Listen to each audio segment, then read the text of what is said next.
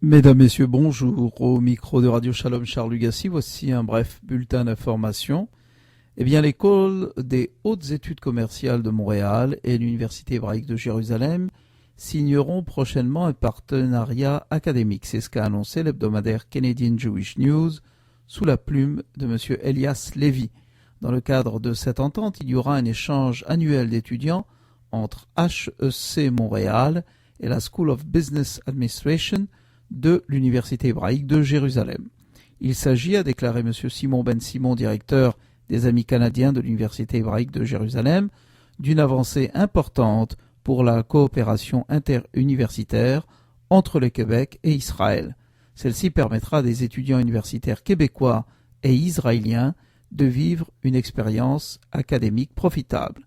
L'entente entrera en vigueur dès la fin de l'été 2013. Est-ce le signe des temps? Mais sachez dans certains milieux montréalais qu'on encourage le rapprochement judéo-arabe. En effet, deux femmes séfarades marocaines montréalaises, mesdames Yolande Cohen, historienne, et Yolande Hamzalag, traductrice, figurent parmi les finalistes du concours Femmes de l'année 2013, organisé par Espace Féminin Arabe. Cette organisation arabe, sans but lucratif, assiste les Québécoises d'origine arabe en situation de détresse. Yolande Cohen est en lice dans la catégorie enseignement et recherche et Madame Yolande Hamzalag figure dans la catégorie art et culture. Les Montréalaises devront élire 7 femmes et les lauréates seront choisies lors du Gala des femmes arabes qui se déroulera le 21 mars dans la salle Le Cristal. Yolande Hamzalag siège par ailleurs au conseil d'administration de l'association judéo-musulmane marocaine et a beaucoup œuvré dans la chanson et la musique andalouse et arabe. À l'étranger maintenant, Dominique Strauss-Kahn, qui demandait l'interdiction de diffusion du livre à paraître, le livre de Marcella Yacoub pourra être publié. Le juge des référés du tribunal de grande instance de Paris a rendu sa décision sur le livre Belle et Bête, évocation de la liaison de la chroniqueuse avec Dominique Strauss-Kahn. Dans sa décision, le juge n'a pas interdit le livre, mais a ordonné l'insertion d'un encart en tête de chacun des exemplaires. De plus, la juge a ordonné qu'une publication judiciaire soit publiée sur la moitié de la une du Nouvel Observateur, qui avait publié des extraits de l'ouvrage de Marcella Yacoub sous 8 jours. Marcella Yacoub et son éditeur Stock ont également été condamnés à verser solidairement 50 000 € de dommages et intérêts à Dominique Strauss-Kahn, tandis que le Nouvel Observateur devra lui verser 25 000 € de dommages et intérêts. Dans Belle et Bête, Marcella Yacoub relate sa liaison avec Dominique Strauss-Kahn de janvier à août 2012. Même si l'ancien ministre n'est jamais nommément désigné dans le livre, l'auteur confirme dans un long entretien au Nouvel Observateur qu'il s'agit bien de DSK, tout en précisant que l'ouvrage contient des éléments de fiction.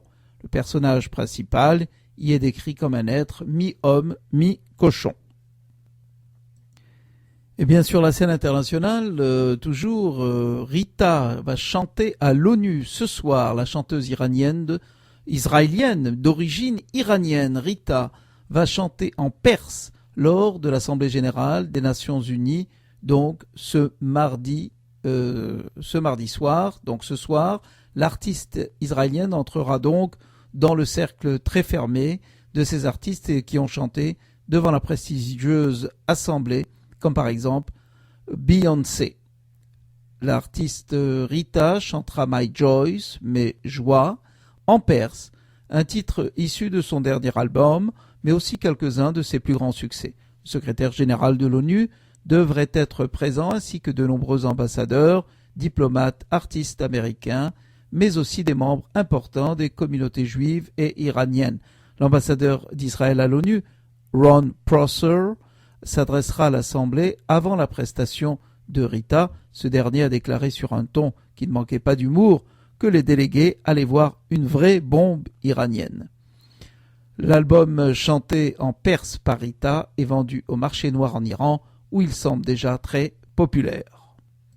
Eh bien, phénomène intéressant, il semble que l'hébreu soit enseigné dans les écoles de Gaza.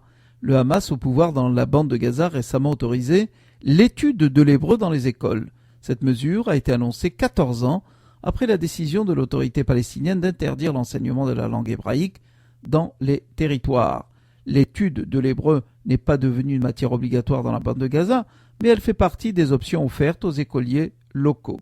À l'heure actuelle, quelques 750 élèves suivraient les cours d'hébreu dispensés par des professeurs locaux ayant appris cette langue à l'école avant la signature des accords d'Oslo. Il est à remarquer que les motifs de cela, selon certains responsables de l'organisation, soulignent que la compréhension de la langue hébraïque serait utile aux Palestiniens dans leur propagande contre Israël, car elle permettrait de mieux suivre les informations diffusées par l'État hébreu. Autre phénomène intéressant, les Israéliens se portent au secours de la Grèce. Comment ?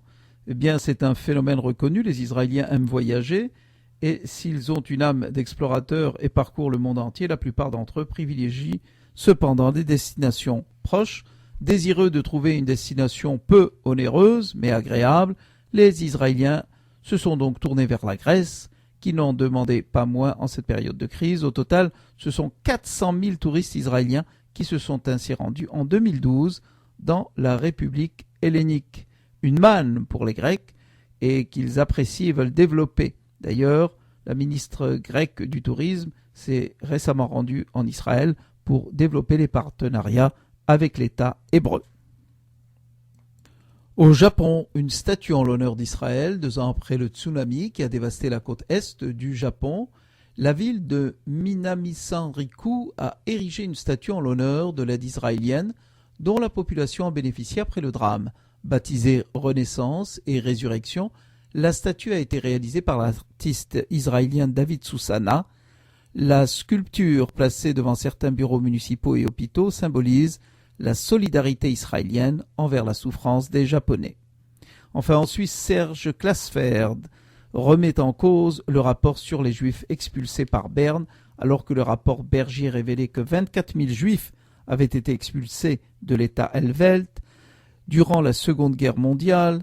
Le fondateur des fils et filles des déportés juifs de France affirme que ce sont en réalité 3 000 Juifs qui ont dû quitter la Suisse. Associé à l'historienne genevoise Rudfiva Silberbaum, le chasseur de nazis a effectué de nombreuses recherches sur la déportation en France et en Suisse et estime que le rapport s'est basé sur de mauvais calculs et accuse celui-ci de ne pas avoir distingué qui était juif et qui ne l'était pas. Enfin, on conclut avec cela, John Galliano, l'habit ne fait pas le rabbin, licencié en 2011 à la suite de propos antisémites, l'ancien directeur artistique de Dior a été photographié à New York vêtu d'un long manteau et d'un chapeau rond et affublé de ce qui ressemble fortement à des papillotes.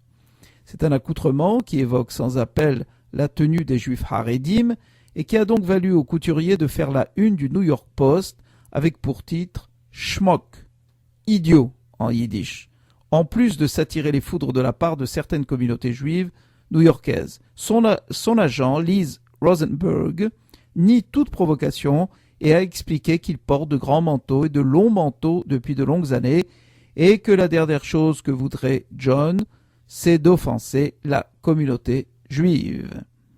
Au micro de Radio Shalom, Charles Lugassi, merci de votre écoute.